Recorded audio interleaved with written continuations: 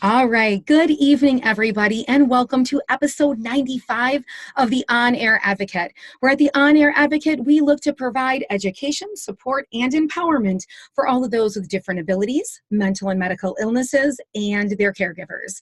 For those of you who may not know me, my name is Tammy Flynn, and I am the host and producer of the On Air Advocate, and I am super excited that you are joining us here this evening, or whether you're catching this on the replay. Now, as always, if you think this content could be valuable to anyone within your network, family, friends, please hit the share button and share the love with everyone else. Well, as you guys know, today we kind of made that turn, and we made that turn to another focus week, and that is on Diabetes Awareness Month. And tomorrow is World Diabetes Day.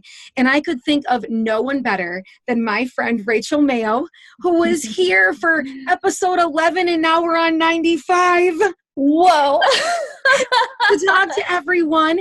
And not only in that transition of time is she now going to be a mommy. She's going to have a baby. Yeah. But on top of that, she now works for the JDRF as well. So she has so much knowledge and so much information to share with us. So welcome back, Rachel. Thank you so much for having me. I'm excited to be back, especially the day before World Diabetes Day.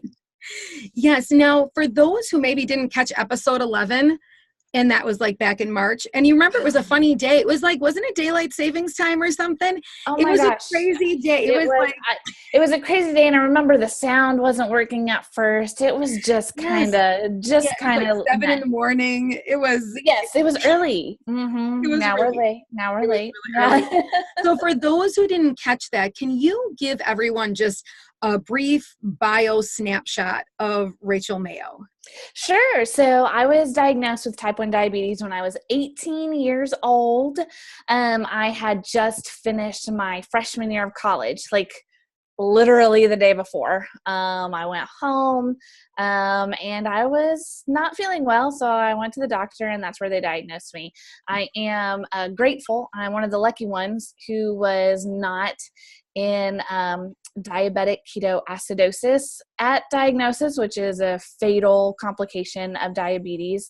Some people have blood sugar over 1,000 when they're diagnosed, and I was 273. And most of your listeners, their blood sugar is probably anywhere between 90 and 110 right now. So I was lucky.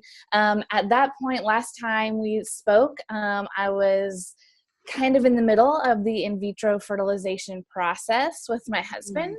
And obviously, I'm 27 pounds heavier now than I was in March. So that worked out well. So it's just been managing pregnancy and diabetes, and yeah, that's where I am. And so now I work for JDRF, which used to be the Juvenile Diabetes Research Foundation, now just JDRF, but we're the number one, the leading fundraiser for type 1 research and prevention and cure. We're really just marching on, trying to ease the burden of people with type 1 diabetes until it's gone forever. Right, and give so many great resources, and we're going to kind of dive into that.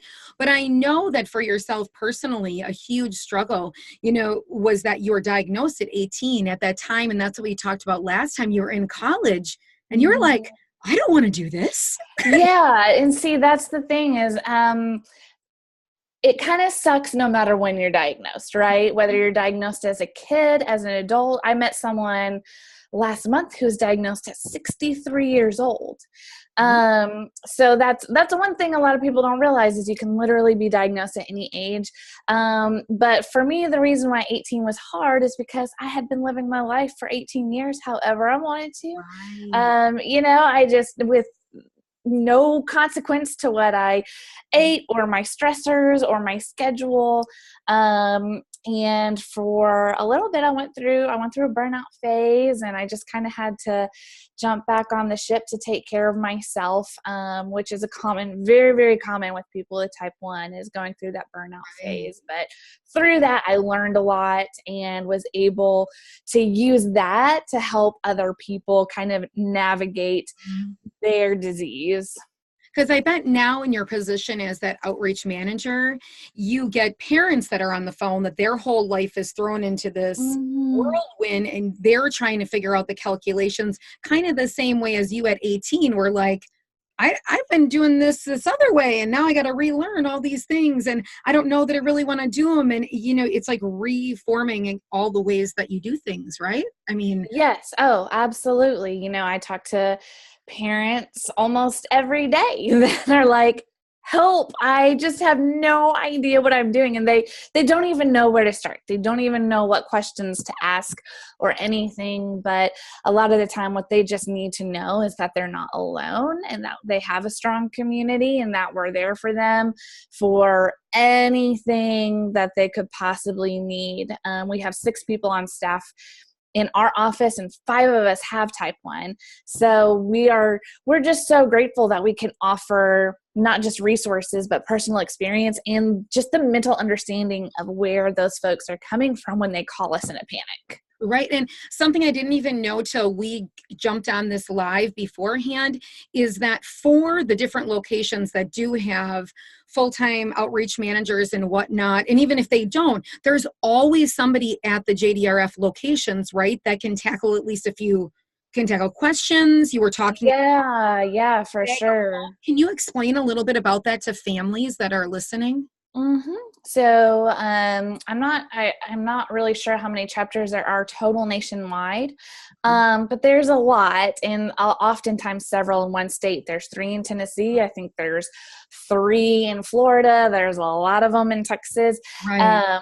But there is somewhere close to you, somewhere within driving distance to you, certainly within calling distance, a JDRF chapter that is willing to be there for you. If you have any question at all, whether it's about insurance or financial resources, or you have a question about what was in the bag of hope that you got at the hospital, or gosh, my kid is acting this way, and when I do this, his blood sugar does this. Is this normal? I mean, there's all kinds of questions that are going to go through a parent and child's mind.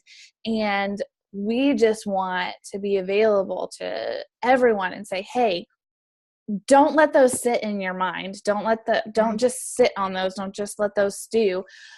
Call us. That's what we're here for. So yeah, everywhere. If you just if you just go on jdrf.org and type in where you are, it'll pop up the closest place to you. And we have all kinds of resources and toolkits to mail out and email.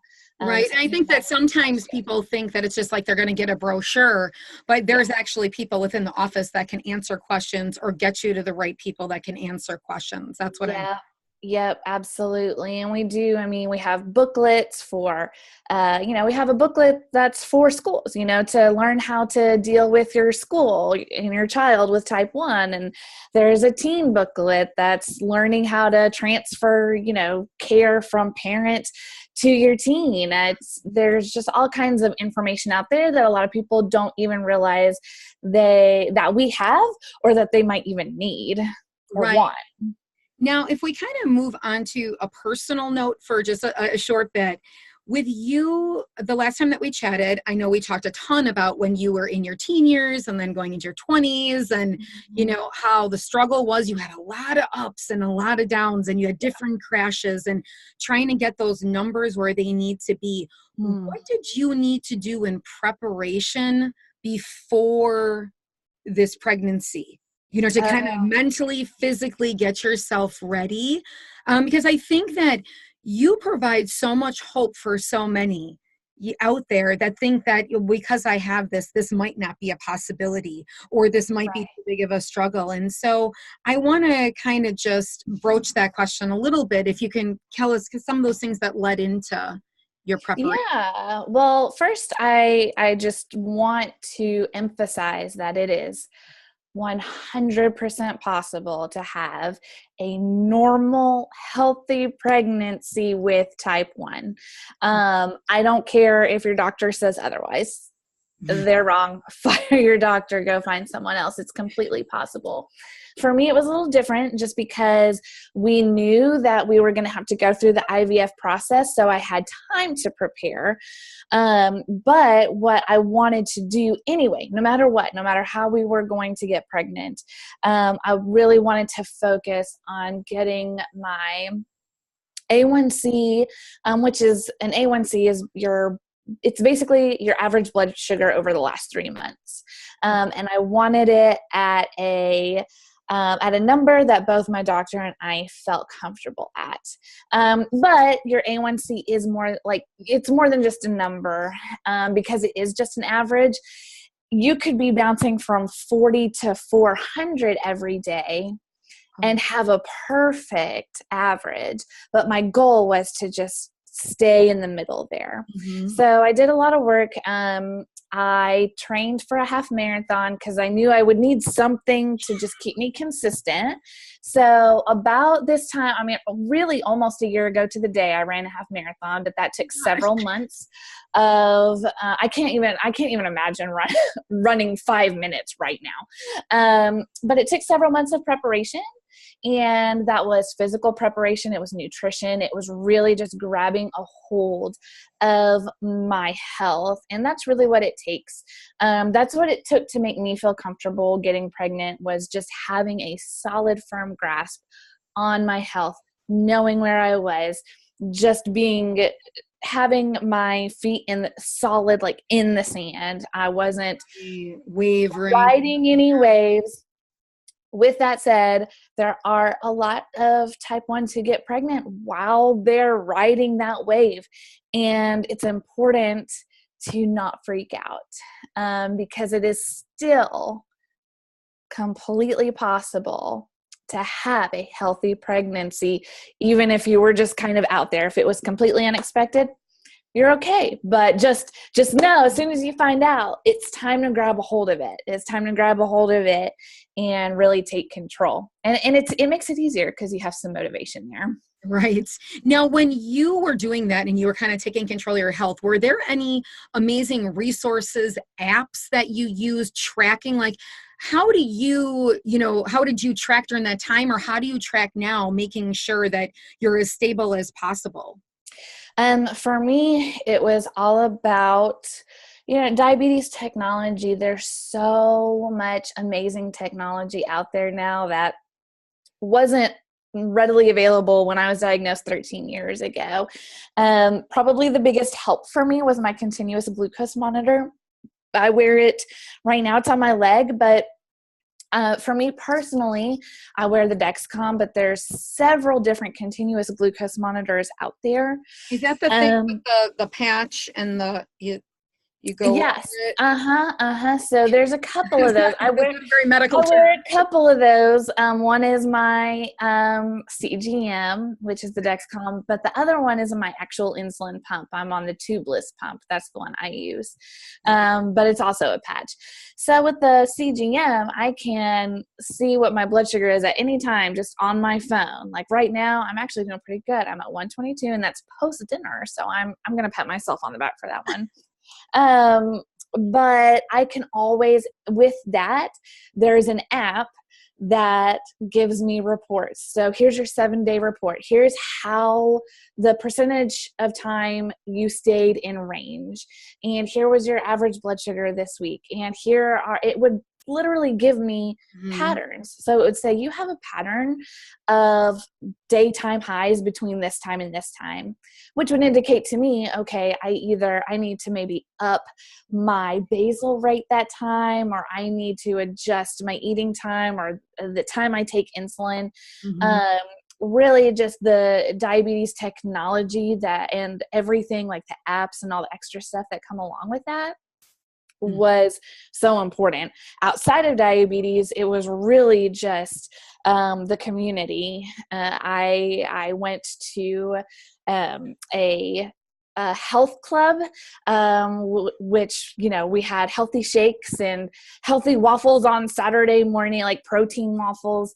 And it was just finding people who knew about nutrition to help me get my nutrition on track. Right. Because, I mean, definitely within talking to the doctors and all these other resources, they do come up with strategic planning, right, in different foods and Mhm. whatnot like that, that can help you to make things a little more stable. I understand that it's never perfect, right? There's Right. no perfect answers. There's no such thing as perfect, even in someone without diabetes, which I think is important for people that have diabetes to hear, that it's never perfect.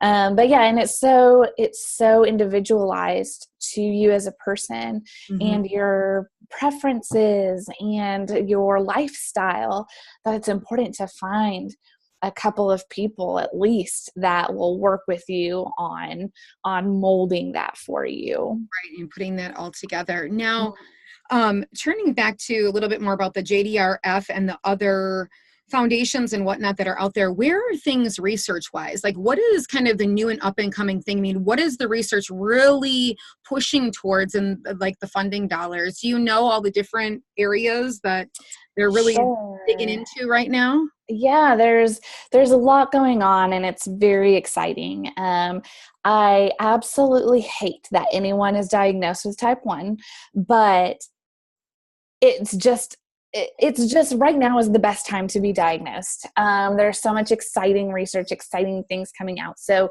last year, or it might have been the beginning of this year, the first hybrid closed looped system came out on the market from Medtronic, which is an insulin pump and a continuous glucose monitor that basically kind of talk to each other, and you don't have to intervene as much. So if you're going low, if your blood sugar is dropping, your CGM knows, your CGM talks to your insulin pump and the pump says, okay, I'm going to back off the insulin. And it does that instead of you having to do that. Since then, there's been another system that has come out really just a few weeks ago, with a different combo, a different pump and CGM combo that prevents lows. So 2 people in our office are on that, and since they've been on it, they haven't woken up from a low overnight at all, which in the type 1 community is a huge deal. To be able to sleep through the night without waking up to an alarm or because you're just in a pile of sweat because of your low symptoms, I mean, that is honestly life-changing. And since then, I mean, there's just more research. There's going to be another hybrid closed loop system to come out next year, which I'm really excited about because it's the system that I'll be using. And there's more continuous glucose monitors coming out. They're becoming more affordable, more readily available. And it's just spurring so much more technology. As far as outside of technology, I want to talk about what I am most excited about, and that is called encapsulation. And that is, so right now, I don't make beta cells, which carry insulin, because my body attacks them. My body had just kept attacking them until they were just like, fine, peace out, I'm done making them. So encapsulation is basically they'll take a Band-Aid sized device, put beta cells in it, and it's an outpatient surgery, but they'll put it under your skin, and it keeps the Band-Aid thing is made out of, protects those beta cells, but the beta cells still work. Your beta cells can go out, but nothing can attack them. So what we're looking at is an outpatient procedure, and then you live basically diabetes free for 18 to 24 months, and then they replace that little Band-Aid sized thing. And I used to say that was a cure for me, to just be able to go every couple of years and have that replaced. But now that I'm bringing a child into the world, if he ever had to do that, a cure for me now is actual full body restoration, which they're still working on, restoration and prevention. Right. So there are advancements there. It's just, It's just slow. It's just slow. Right. But I mean, from the last time we spoke, I feel like there's a lot to be excited about. Yes, A lot of there's things a are lot moving to be forward. excited There's a lot about of for sure. movement. Well, here's the deal is there are people that are a million times smarter than me, constantly working on new theories and new research. I was lucky enough to be able to tour a few type 1 diabetes research labs at Vanderbilt at the beginning, really actually on my first day at JDRF. We went to Vanderbilt, we toured 3 research labs, and just hearing what they're researching and what they're talking about, and it's in the very, baby phases. But gosh, it's so exciting. It's like, okay. I mean, again, half of it, I'm like, I have no idea what you're actually talking about because you're so much smarter than me. And I realize it's hard for you to kind of dumb things down for me. But it just made me feel good that there are so many people out there working for a cure for people like me. And then at the same time, it also made me sad because there's so many projects that just die in the lab because there was not enough funding to keep them going. And I just think, how much further along could we be if we had 2 or 3 or 10 times the funding to keep this particular research going? Right. And when we talked earlier, I mean, we're talking about like 370 million people across the globe, right, that have diabetes. I mean, these are huge, huge, huge numbers. And I don't know what it was, but it's pretty low number that 1 out of so many will end up with type 1, and 1 out of, so many, like 1 out of every 12 people or 22 people that end up with type 2, so obviously there's very distinct differences between type 1 and type 2, but the moral of the story is it's a ton of people that are affected. Yeah, there's a lot of people that are affected, and research for both can help both. The technologies that are available for people with type 1 can greatly help people with type 2, and everything. There's just so many things that are transferable between the two as far as research and as far as therapies. Now, if people are listening and they know that tomorrow, they just heard, is going to be World Diabetes Day, what are ways that they can give back, get involved, in any way, shape, or form in any state you're living in as we? Yeah. So, I mean, the biggest thing for World Diabetes Day is we're just wanting to raise awareness that diabetes is a thing, and it's a terrible thing. It's not something that you just want to joke about like so many people do. When people post their frappuccinos and say diabetes in a cup, things like World Diabetes Day, what we're trying to do is nix that completely and just get people aware, make people aware of what diabetes actually is. So a lot of people you'll see are going to be wearing blue tomorrow. Our whole staff is going to be wearing blue. People will, for type 1, people will draw a blue circle on their hand or their wrist just to show support and, again, spread awareness of what this disease actually is. And you'll just see so many facts and so many research updates tomorrow. But tomorrow's actually Dr. Frederick Banting's birthday, and that's why we celebrate World Diabetes Day on his birthday, is because he is the discoverer of insulin. He with another doctor, Dr. Best. That's Dr.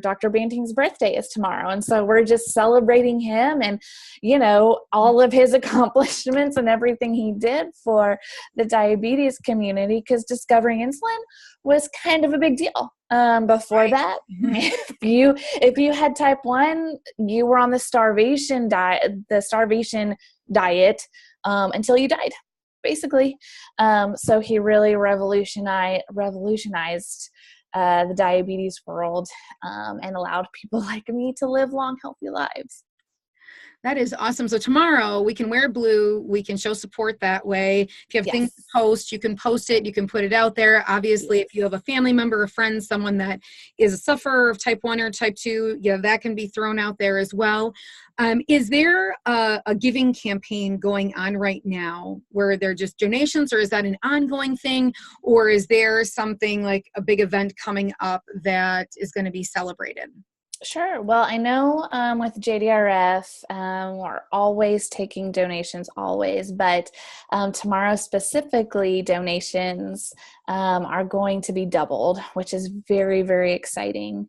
And that is nationwide, I believe. But as far as other ways to give back, it's really very localized to your chapters, to your local organizations. Mm-hmm. But right now we actually have Walgreens here. I know specifically in Middle Tennessee, they're doing their sneaker campaign. I'm sure that you are, I know even before I was diagnosed, I remember seeing the sneakers in the Walgreens saying, hey, do you want to donate to JDRF? Donate $1 and you write your name on a sneaker. That's still a thing. That's still going strong. And so we're doing that right now, which we're really excited about. So if you live in Middle Tennessee, go to Walgreens, donate to JDRF. We'd really appreciate it. We probably could find, though, if locally, you would just go to the JDRF, put in your state, and there's a local probably listing of events, I'm assuming. Yep. Each chapter will have their listing of events and anything that you can do to give back. And then you can also do your own thing. You don't have to wait for a JDRF campaign to start. We have something called JDRF Your Way, which is you create your own fundraiser. If you want to say, hey, for the rest of the month, I'm raising money for this person, or I'm going to do a bake sale, or I'm going to do this. I mean, you can do whatever you want. You don't have to wait on us. Please don't wait on us. If you want to do something tomorrow, do it. And of course, with Facebook now, it's so easy to start a fundraising campaign. You just choose what organization you want, you share it, and you're done. Right. It's pretty simple. Yes. I love how easy it is to ask people for money now. I love your transparency about everything. Just the best.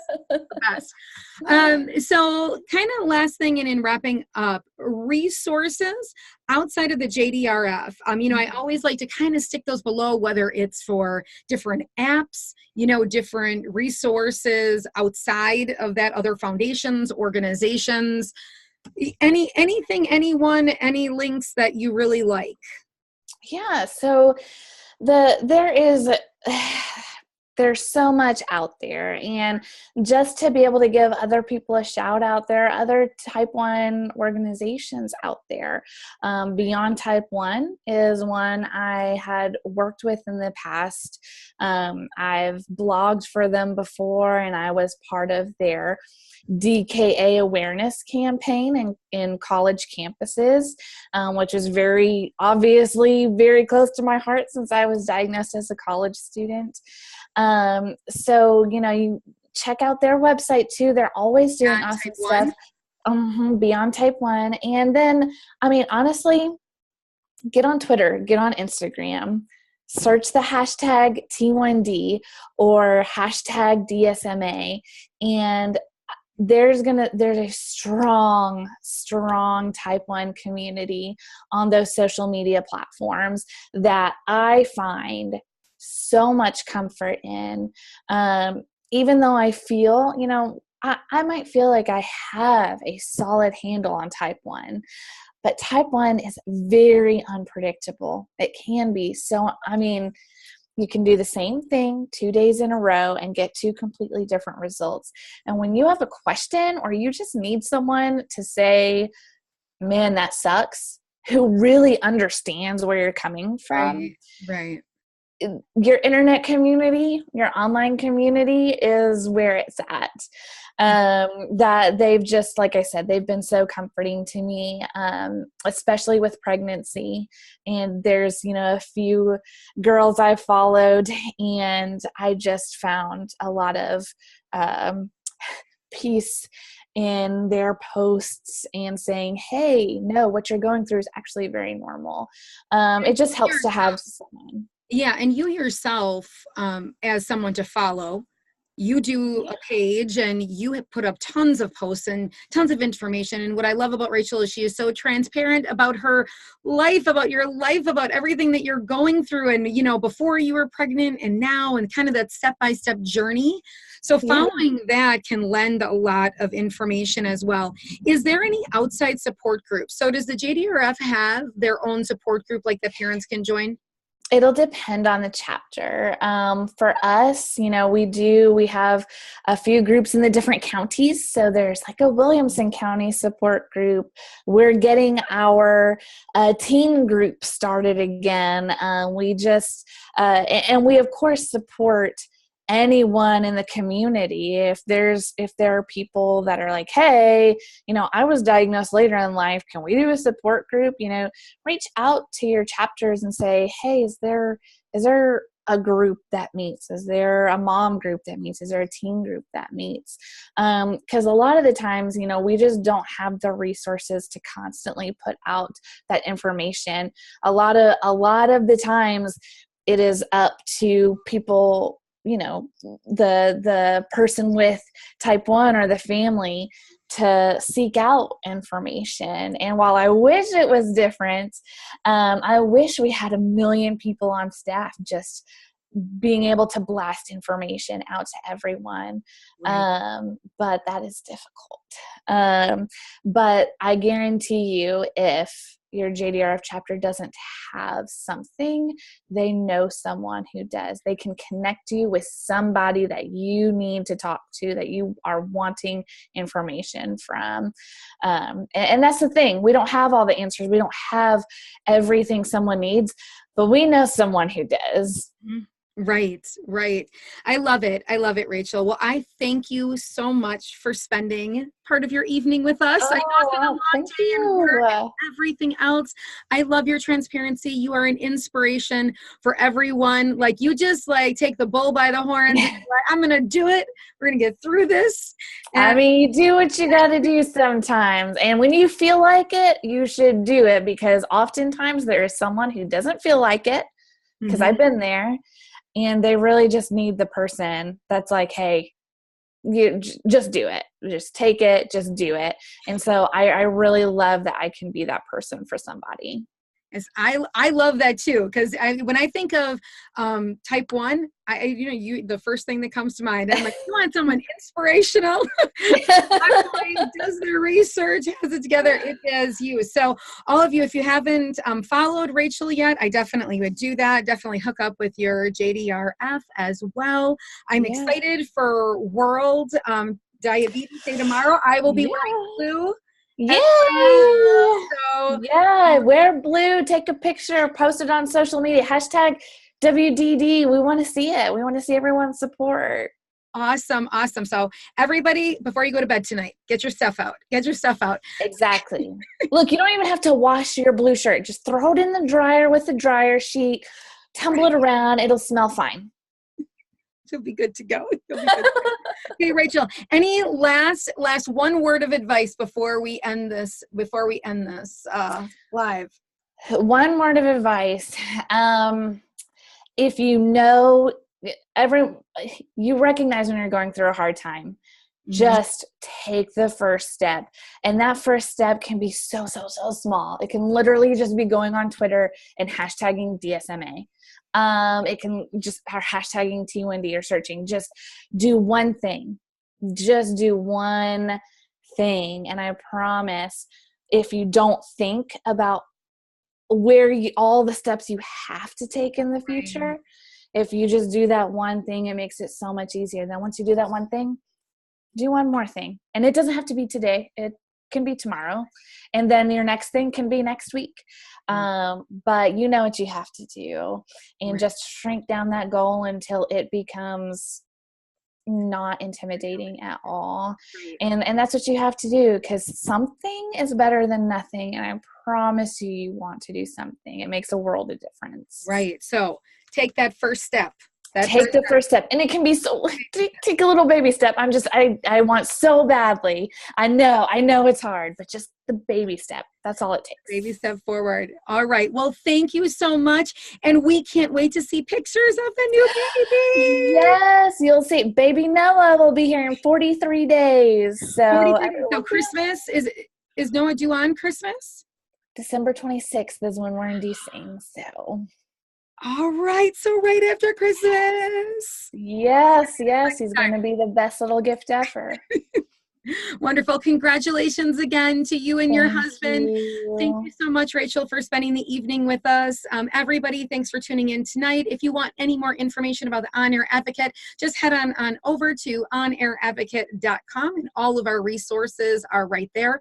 Also, if you want to be part of our private community, just head up to the top of this Facebook page, hit the blue button, and that will put you into our private group. So on that note, thank you very much, Rachel. Everybody have a fabulous evening. Good night. Bye. Thanks.